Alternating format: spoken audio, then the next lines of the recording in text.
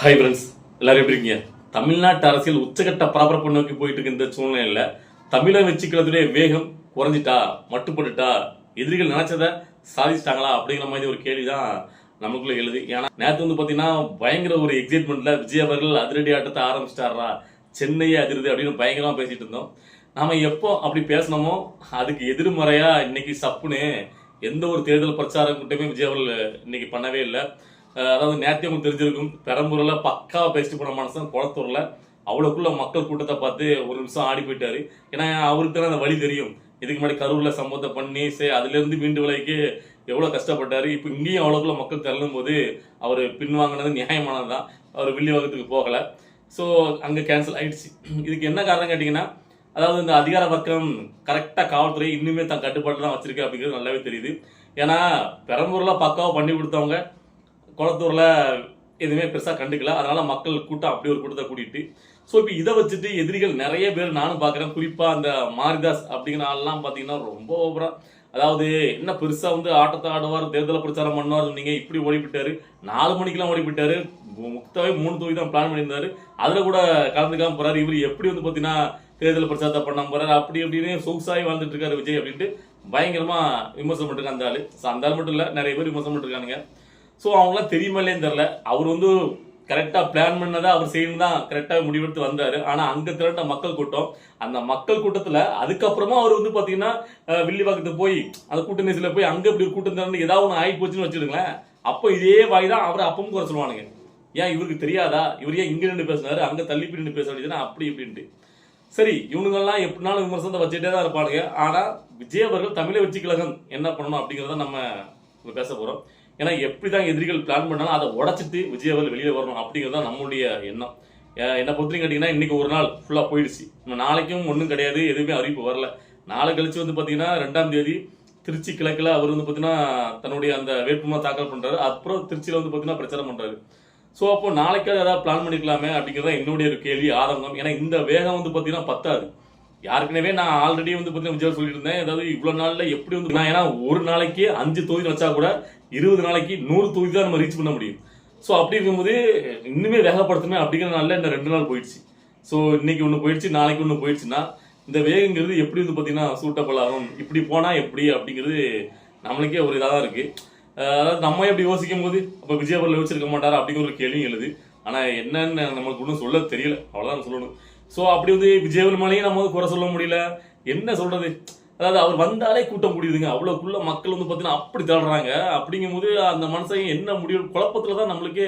ஏன்னா இப்படி இருந்தா இவரை குறை சொல்றதா அவரை குறைதா அப்படிங்கிற மாதிரி நம்மளுக்கு ஒரு குழப்பமான மனநிலை உருவாகுது. உண்மையிலே பாருங்களேன். அதாவது அப்ப இந்த நேரத்தில் நம்மளுக்கு என்ன தோணும் கேட்டீங்கன்னா, ஒரு வீடியோ ஒரு காணொலியாவது நீங்க வெளியிடுங்க, ஒரு அது கொஞ்சம் ஏதாவது பேசுங்க. நீங்க மக்களை பொறுத்த வரைக்கும் நீங்க பாத்தீங்கன்னா அவங்கள பார்த்துட்டே இருக்கணும் அப்படிங்கறதா. இந்த நேரத்துல நீங்க அவங்ககிட்ட கனெக்ட் ஆகிட்டே இருக்கணும் டெய்லி. நான் அதை தான் என்னோட பர்சனல் ஒப்பீனியன் தான். நீங்க ஒரு வீடியோ பேசி நீங்க வெளியிடலாம். ஒரு ஆடு நீங்க தனியாக இப்போ பாத்தீங்கன்னா திமுக என்ன மாதிரி ஆடு விட்டுட்டு இருக்காங்க. ரஜினிகாமலை வச்சு ஒரு ஆடு விடுறாங்க, அவங்க அவங்களுடைய தேர்தல் ஒரு ஆடா விடுறாங்க. ஸோ அப்படிங்கும்போது ஏன்னா நீங்க நம்மளுக்கு பாத்தீங்கன்னா டிவி கேக்கு பாத்தீங்கன்னா தனியாக தொலைக்காட்சி விடலாம் கிடையாது, ஒன்லி யூடியூப் இதுமே தான் இருக்கு, சமூக வலைதளம். ஸோ அப்போ உங்களுடைய ஆடை நீங்க வெளியிட்டீங்கன்னு வச்சுக்கோங்களேன். ஸோ அந்த ஆடாவது பயங்கர ரீச் ஆகிட்டு இருக்கும். அதுவும் இல்லாமல் இருக்கும்போது ஒரு வேகம் பாத்தீங்கன்னா அவங்க நினைச்சது, அதாவது எதிரிகள் நினைச்ச மாதிரி இது மட்டுப்படுதோ அப்படின்னு நம்மளுக்கு தோணுது. இதை பாத்தீங்கன்னா தலைமை யோசிக்கணும். அதாவது இந்த வேகத்துல போனா எப்படி பாத்தீங்கன்னா ஏன்னா நம்மளை பொறுத்த வரைக்கும் நான் என்ன சொல்றேன்னு கேட்டீங்கன்னா, நான் இதுக்கு முன்னாடி தான் சொன்னேன். அதாவது விஜய் அவர்கள் பாத்தீங்கன்னா ஒவ்வொரு தொகுதிக்கும் போகும்போது அந்த தொகுதி வேட்பாளரை தன் பக்கத்துல நிப்பாட்டி விடணும். அந்த கேரவன்ல அவர் பக்கத்துல இருந்து இவர் தான் தொகுதி வேட்பாளர் அப்படிங்கிறது சொல்லணும். நான் பெரம்பூர்ல நான் அப்படிதான் நினைச்சேன். இவர் பாத்தீங்கன்னா தொகுதி பெரம்பூர்ல விஜய் தான் அவர்கள் தான். ஸோ குளத்தூர் போகும்போது அந்த பிஎஸ் பாபு அவர் பக்கத்துல நிப்பாட்டி விட்டு அப்படி பேசுவாங்கன்னு நினைச்சேன்.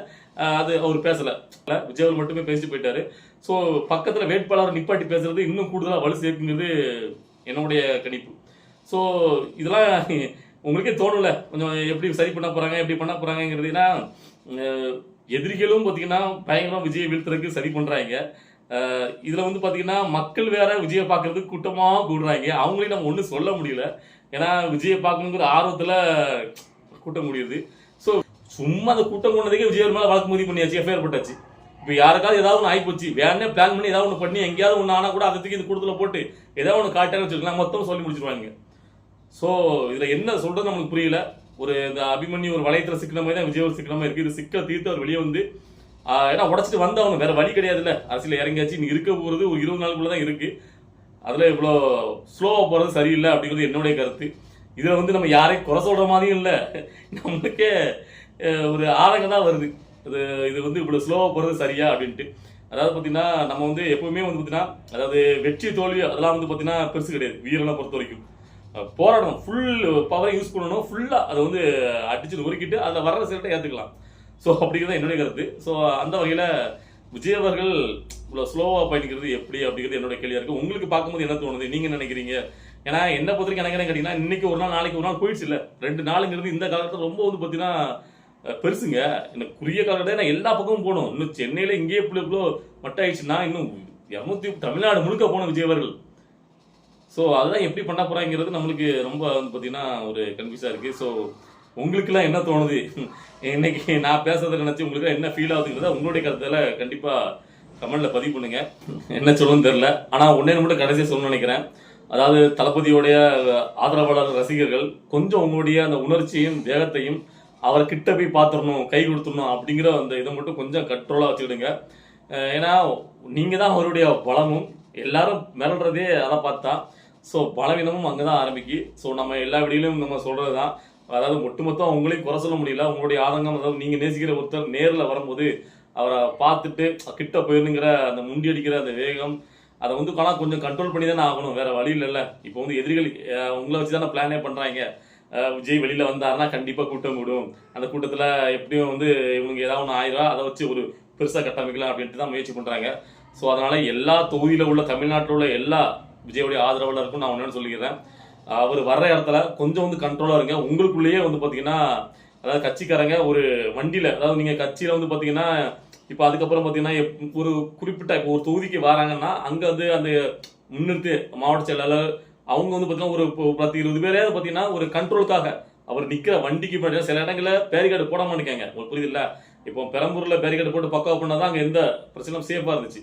அதே இது குளத்தூரில் அது பண்ணலை. ஸோ காவல்துறை கைவிட போகும்போது கட்சியில் உள்ள நிர்வாகிகளே வாண்டடா வாலண்டரிஸாக வந்து நீங்கள் வந்து பார்த்தீங்கன்னா அங்கே வந்து ஒரு நீங்களே ஒரு பாதை மாதிரி நீங்கள் ஒன்று ஏற்பாடு பண்ணி சுற்றி அதுக்கு மேலே ஆட்களை முன்னாடி விடாமல் அங்கே ஒரு செக்யூராக வச்சுக்கிட்டு நீங்கள் ஒரு இதுக்கு அடுத்த பிரச்சாரத்தில் நீங்கள் அப்படி பண்ணால் மட்டும்தான் விஜய் அவர்கள் தொடர்ந்து தன்னுடைய பிரச்சாரத்தை சேவை பண்ண முடியும் அப்படின்னு நினைக்கிறேன். ஸோ அப்படி பிளான் பண்ணாமல் விட்டுட்டீங்க அப்படின்னா ஒன்றும் பண்ண முடியாது.